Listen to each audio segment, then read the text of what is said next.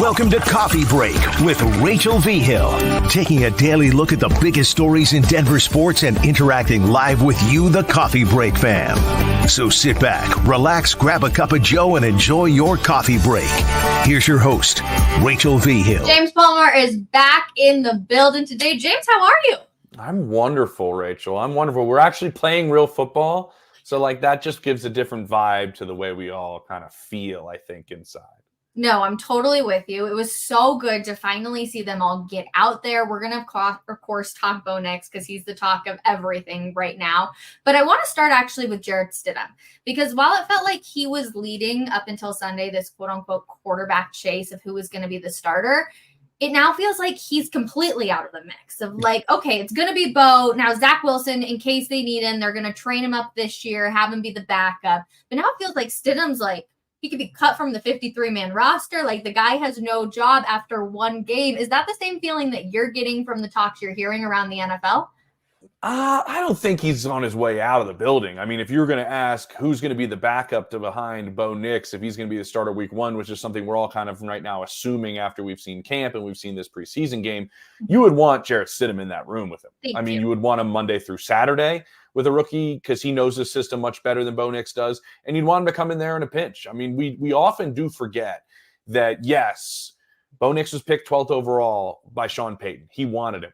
Well, Shawn Payton also wanted Jarrett Stidham and brought him in for 2 years and $10 million at $5 million a year. There was a desire to have Jarrett Stidham here as well. There's something that Shawn liked about him. Now, I kind of feel like things did not bounce his way during the preseason game at all. Obviously, a bouncing ball in and out of the hands of Samaje Perine, not his fault. Bo Nix, really showing that it wasn't too big for him. Not his fault.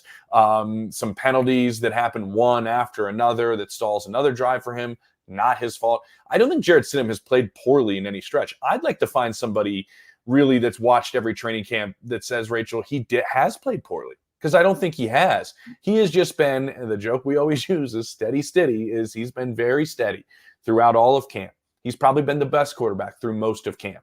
Now we're just seeing that Bo Nix is making some progress, making some strides, and we all kind of knew if this was going to be close between Jarrett Stidham and Bo Nix, why not play Bo Nix? So that's kind of where things probably stand right now. I don't think he's out the door. What I am curious about is how he takes this, how some veterans take it, and maybe we'll see kind of what happens there. But I do think he's still valuable to this team where it stands right now. It feels like Jarrett Stidham has played everything so safe, and I feel like that was a word that a lot of people used, especially on Sunday, myself included. Do you think we see him go out there now where it feels like it's more Bo Nix's job to lose and say, you know what, I can still play ball at this high level. Let me show you that I can do exactly that. Yeah, I think he has to do that a little bit. I think he has to push it a little bit. We know the way this offense is built, right? It's really catered, and we saw it in the first preseason game, to the strengths of Bo Nix. That's what this offense is being designed to. We know what Shawn does. We know the short passing game and how effective it can be, how he can scheme guys open, but also we saw the RPO game. We saw Bo Nix using his legs and being able to kind of create with some of his physical attributes. We know that's the offense that this is built, and you take your shots when they're there. Stidham, I think in the 2-minute drill specifically we've seen throughout camp, Rachel, that's when he's taken his shots, and he's been actually very successful with them. That's when we've seen some of the biggest gains that any of these quarterbacks have had is Jarrett Stidham in the 2-minute. And maybe now he might go out there and try to, push the ball a little bit more. I talked to him when he was coming off the podium the other day, and I was like, I see you trying to push the ball downfield. He's like, oh, I'm trying, man. I'm trying. So that might be an aspect that we're all looking for, but there's so much else going into this competition that you don't know, I don't know, none of us watching know. Was that the exact right read? Where were their eyes? Did they go through the progression the right way? The footwork, the fundamentals of running Shawn's offense. There's a lot to it that we don't know. I think Stidham's doing some of those things, to my understanding, better than some people understand. We all just see what he does with the football in his hands, throwing it. There's a lot of other things he's doing well running the offense, but right now the deck seems to be stacked against him in a sense for that starting job. I think the joint practices in this second preseason game, obviously huge for him, huge for Bo Nix, and huge for Shawn Payton and his decision. Okay, so before we get to the Packers, we got to obviously talk about Bo and Zach a little bit, because I think Zach had a really good game on Sunday as well. But let's stick with the rookie here real quick, because it's the name everybody wants to get excited about. the moment didn't get too big, and it felt like everybody was kind of waiting for it to get too big. Do you think that extra year in college and the fact that he transferred from Auburn to Oregon and he's gone through all of these motions, do you think that it really just set him up for success? I don't see how it couldn't. I really don't. I don't see how more college starts than anybody ever could set you up in any way other than giving you an added step forward in preparing you for that first season. Now, there are so many things that are different, and we're evaluating all these rookies. I'm talking to people in all those buildings about what's happening with all 6 of these first-round pick rookie quarterbacks. And there's so many things, like I kind of mentioned what Shawn's looking for, but there's so much more on your plate at the NFL level than there was at the collegiate level. Just mentally, there's a lot more you have to handle. There's just a lot more that's coming at you from a defense. And time usually is your biggest, ally in figuring out all of that. And a lot of these rookie quarterbacks are not granted that. I think Bo's time in college has helped him maybe get a little added step in terms of all of this. Like a perfect example of, as you're looking for every advantage in terms of time, the Bears were able to give, since they knew we were picking Caleb Williams first overall, they gave him the playbook essentially like during his visit pre-draft, because they're like, we're taking you. So like, get a jump on some of our calls, get a jump on how we do it. Like the Jaguars are the same thing with Trevor Lawrence there, because all of the mental side of things, time is not on your side as a rookie to play right away. Bo Nix looks like the added time that he got in college set him up to succeed, I think, to feel like it wasn't too big for him. You're exactly right. He was poised. That's probably the word that I would use. And my buddy Chase Daniel used that as well, evaluating his film. Like, he was just very calm and in control. Was everything perfect? No, it really wasn't. Did he have to maybe make some plays with his legs inside the pocket that he maybe didn't have to? Possibly. But there was never any panic. And I think that's one of the main things you're looking for with a rookie quarterback if you're deciding to play them right away. Okay, so let's talk around the league now, because that's one of the best things you obviously do is you talk to all 32 teams, and why we're so excited to have you a part of this Denver sports family here is Caleb Williams, obviously great. He did a fantastic job. Yes, we didn't see too much of him, but he did enough that everybody was like, all right, you look like a number 1 overall pick. Congratulations. But what about the other rookies in the NFL? What are you hearing on some of those guys, whether it be worrisome or it'd be like, you know what, they are the man for the job? Yeah, so many different situations. I mean, we'll just go down the line. We mentioned Caleb Williams. I don't know too many rookies stepping into a better situation than he is with the defense that they had the second half of the year. You have 3 great receivers, a really good running back, a really good tight end. He looks the part, and I think you're going to see a lot of off-schedule plays from him, something that he was great at in college, and they're not encouraging it, but they're not telling him not to do it on that second half of a play that usually comes in the NFL. He looks the part for sure. Jaden Daniels has wowed people, to my understanding, with the Commanders. There's a reason why they made the call as quickly as they did, and I mentioned the mental aspect of it, Rachel. You saw the physical attributes all through college, and we saw it in the first preseason game. The arm, the athletic ability, for sure.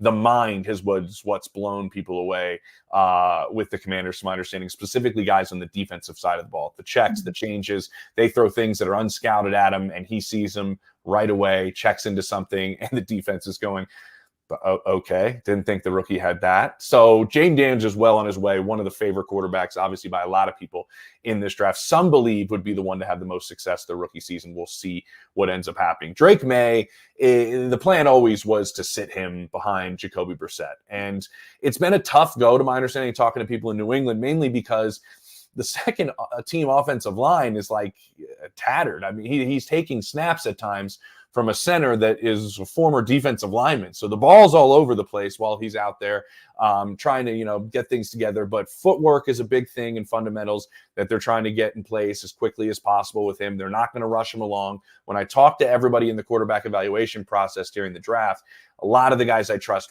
he has a lot of physical attributes. A lot of them are similar to Josh Allen, but he needs time. He probably needs more time than anybody else that's coming out in this draft. And it looks like the Patriots, the way they're built and the way they're going about this, development and time is number 1. Then you go down to JJ McCarthy, which huge blow with the meniscus tear. We'll see how long he's out. As we're breaking this down, surgery yet not to happen.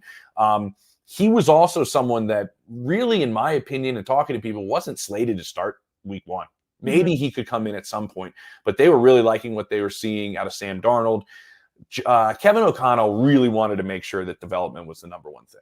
It really was the biggest thing. And Kevin O'Connell wanted to make sure that fundamentally a lot of different things that he wasn't doing in a very successful offense, but an offense that didn't rely on him at Michigan to do some things, they were going to bring him a little slowly. They thought that he was really progressing very, very well. But actually Sam Darnold was too, and they were fine if he wasn't playing right away. And then you get to Bo Nix and where he's at.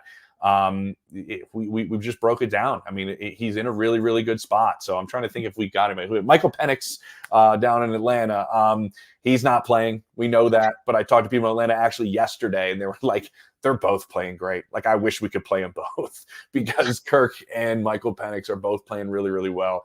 And they're setting themselves in a position for Michael Penix to hopefully, if all goes well, doesn't play it down this season and continues to grow and develop. Yeah.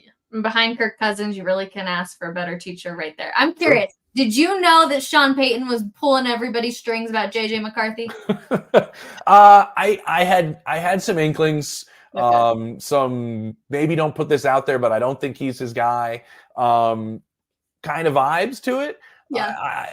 But then when you really kind of, after the draft, talking to some people, they're like, yeah, Bo was this guy the whole time. Like, that was really who he liked. And when you look at, I mentioned fit on here a lot with you, with everybody I talk to. I think it's the biggest thing in the NFL with quarterbacks. And I think Bo Nix is a really, really good fit for what Shawn Payton does and for what Shawn Payton wants out of his quarterback. Like, Bo Nix is going to do it how Shawn wants it to be done. And his strengths are aligned with the strengths of Shawn's offense, which is accuracy in the short passing game, getting the ball out of your hands quickly and quick decision-making. I think a lot of those things Bo Nix can do well, and I think working with Shawn is a really good fit. I think that's why that was kind of his fit. JJ's been a very interesting player in the draft process. There were some teams that were just like, I don't like him at all. Some teams were like, saw the pro day and like, this was maybe even better than I thought from what we saw at Michigan. So he's going to be an interesting player to follow because the jury really was kind of split on JJ McCarthy, but it was on Bo as well. So we'll see. True. Okay, Zach Wilson, still relatively solid day on Sunday, and I feel like a lot of people even got a little bit, not necessarily on the hype train of him, but like, oh, we heard so many negative things throughout camp, but he actually looked pretty good. But at the exact same time, James, he was still going up against the third string guys. Like, you can't put too much into it, even though we saw his arm strength and an incredible talent out there. Yeah, it's quarterback rehab. That's where he's at right now, Rachel. I don't think he's had a bad camp. I really don't. I really don't think he's had a bad camp.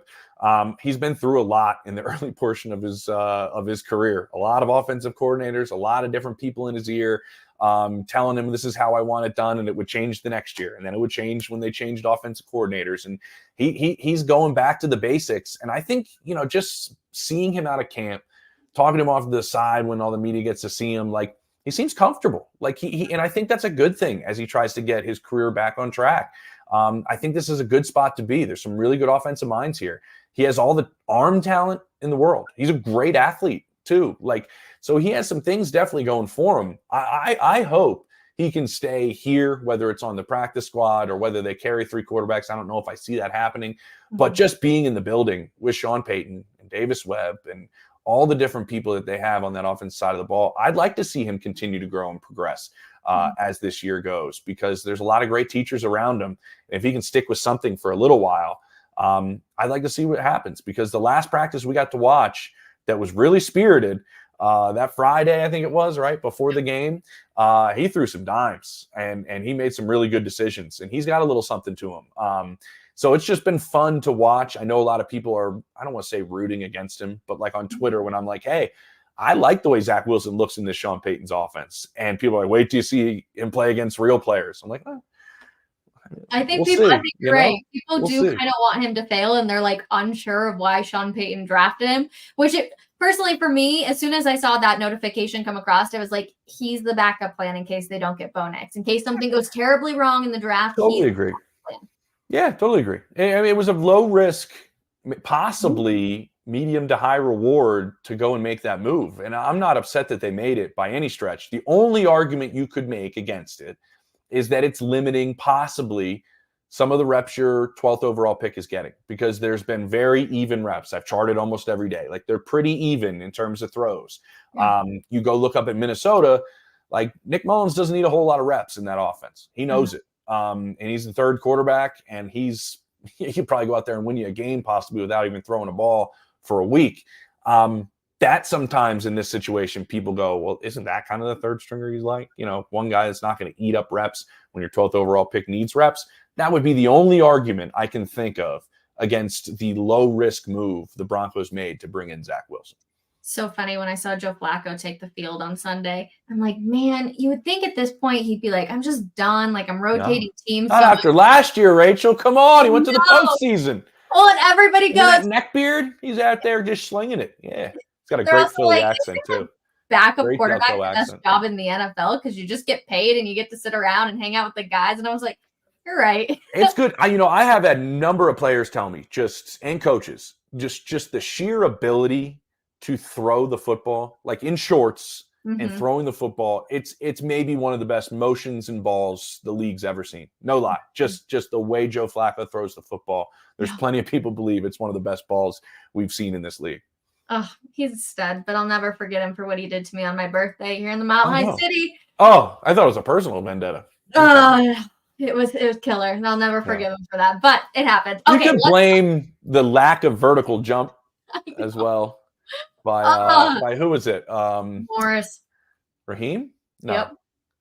Right? Raheem? Yeah. Yeah. He told me once.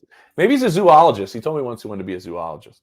Oh, well, maybe he can do that. Maybe he's doing that now. Who knows? All right. Anyways, let's move on to this week because obviously another preseason game. But first, you got the joint practice with the Packers coming up on Friday. Before we even get into that, though, what position battles are you still like, I don't know what the Broncos are going to do that you're really going to be watching this week at practice? I mean, you have to figure out center. It looks like it's starting to figure itself out, but obviously the other positions are so cemented. You want that center position locked in, specifically if your rookie quarterback's going to play week one. Teams divide up the protections a lot between the line and the quarterback. The center carries a lot of that in a lot of places. So that's a big one. The other corner is to me a really big decision that they have to make. I think guys have played well at times there, and Damari Mathis and Riley Moss and Levi Wallace have been out, but I want to see that spot. I want to see somebody go out and win that spot because guess what? You're going to get some balls. You're going to get a lot of balls your way because people are going to be voiding number two on the other side. And honestly, the way he's played, they should be avoiding Jaquan McMillan as well. He's had a phenomenal camp. So they need to avoid him as well. So that other corner spot's going to get some balls their way. And then the safety spot too, there's been so many injuries, trying to figure out exactly what you got to do there. I think those are two really, really big spots, the corner and the center spot. We're going to have some rotations at some other places, but those are the two that I'm really going to keep an eye on. With Jordan Love coming to town and a stable of receivers, those corners are going to get tested. Okay, so real quick, just because it's a name Broncos country obviously loves and adores, Justin Simmons getting the phone picked up a few times this week. Any news that you've heard on him signing anywhere? I know there's people in Atlanta's building that are like, we really hope he doesn't leave. We hope he doesn't leave the building. It would sting. I mean, we're taping this, so something will happen, I guess. But right, there was only two teams that had fewer interceptions than the Falcons last year. I mean, they only had 8 interceptions. And if he goes there, I'll be like a super fan of that secondary because the other safety, Jesse Bates, is one of my favorite people in the league, one of my favorite people to talk to. I think he had 6 of their 8 interceptions or something like that. The IQ between those two safeties together in Atlanta would be off the charts. So I hope that's kind of a spot because they could definitely win the division. And then Justin could have a chance for some postseason play, which I don't know if he was at one point ever thinking, will I never see the postseason ever in my life? I'd like to see him get there, and Atlanta maybe gives him that possibility. I know there's people there that really want to make sure a deal gets done. We'll see if it happens. Okay, Packers, real quick, just before we end the show here, James, what's the best matchup that you're looking forward to in the joint practice and in the game that we're going to see on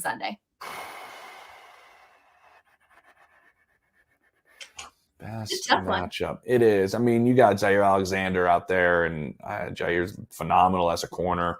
But there's not like a primo stud wide receiver for the Broncos that I want to see go against them. I mean, there's some bigger receivers. I mean, anybody who Pat lines up against, those are kind of ones you love to watch in these joint practices. To me, I really want to see if this defensive front can get downhill specifically against another team in a joint setting. Can that front seven win consistently on this offensive line? I think that's kind of one I want to see. And can they impact a high processor, talent, paycheck with Jordan Love, you name it? There's not a whole lot of a track record to examine, but he is damn good. And if they can impact him in the joint practice, I guess you could maybe say, okay, they're making some moves up front and getting after the quarterback. I think that's something I definitely want to see. If you can fluster somebody else that we know is in that kind of top group of quarterbacks in a joint practice, I'd like to see that. Okay, you said the word because we're only seeing one practice, and usually you see multiples when these teams come in. But rumor has it Shawn Payton did not want to do multiple practices. So over under 1.5 fights that we see on Friday. I don't know if there's going to be any fights. I don't know. I'm kind of like, I was joking around with some guys about this, like with Gerard Mayo, and he was saying, if you're a veteran and you start a fight in practice with the Patriots in their joint practice with the Eagles, he was like, then you're playing the entire preseason game. Like, so that's his deal. I'm not sure if that's happening here with these two teams, but there was a joke, like if you're Jacoby Brissett, you're like, do I come out laying haymakers and then Drake May doesn't play at all in the preseason game? And then I get all the reps and like, let's really test this, coach. How much? Yeah, let's see what happens. Like, what if that happens and then Jarrett Stidham's like, all right, I'm gonna throw some punches early. I'm gonna play the whole preseason game. Right. So yeah, I don't know if it'll go down. Usually it's always day 2 of joint practices where they really get heated. And specifically with the fines that went down between the Lions and the Giants, I don't see it really happening. All right, Jim Palmer taking the under on that one. James, as always, an absolute pleasure. Thank you so much for your time today. For sure. Take it easy, Rachel. All right, and to everybody in the comments, thank you guys so much for hanging with us. We will be back tomorrow recapping everything you need to know that happened at practice today. We'll see you guys later. Bye, everyone.